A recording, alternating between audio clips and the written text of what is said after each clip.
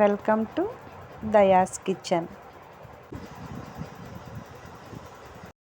తోటకూర పప్పులోకి పచ్చిమిర్చి, కారం, పెద్దుల్లిపాయలు, టమోటా, సన్నగా తరుక్కున్న తోటకూర వేసుకున్నాం.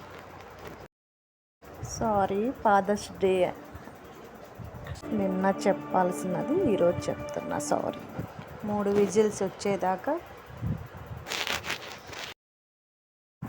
కుక్కర్ పెట్టుకుందాం. పప్పు మెత్తగా ఉడికిపోయింది. ఇప్పుడు సాల్ట్ వేసి పప్పు ఎనుపుకుందాం.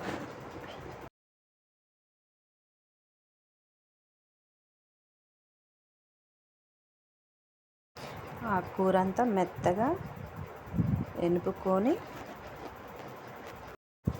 అందరికీ ఫాదర్స్ డే శుభాకాంక్షలు. ఎవరెవరు మీ ఫాదర్స్కి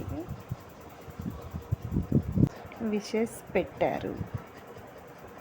అమ్మని నాన్నని మనం ఉన్నప్పుడే బాగా చూసుకోవాలి, వాళ్ళు లేనప్పుడు చూసుకోలేము కదా. మెత్తగా ఎనుపుకున్నాక చింతపండు నానబెట్టి కొంచెం నానినాక చింతపండు నీళ్ళు పోసుకుందాం.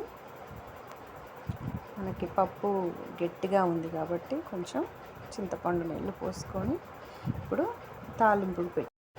తాలింపు గింజలు, జీలకర్ర వేసుకొని తాలింపు గింజలు చిటపట అనేదాకా ఉంచి చిన్నుల్లిపాయ వేసుకుందాం.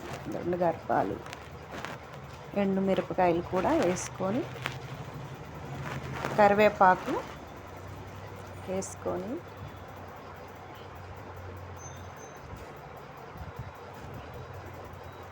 తాలింపు ఏగిపోయింది. ఇప్పుడు మనము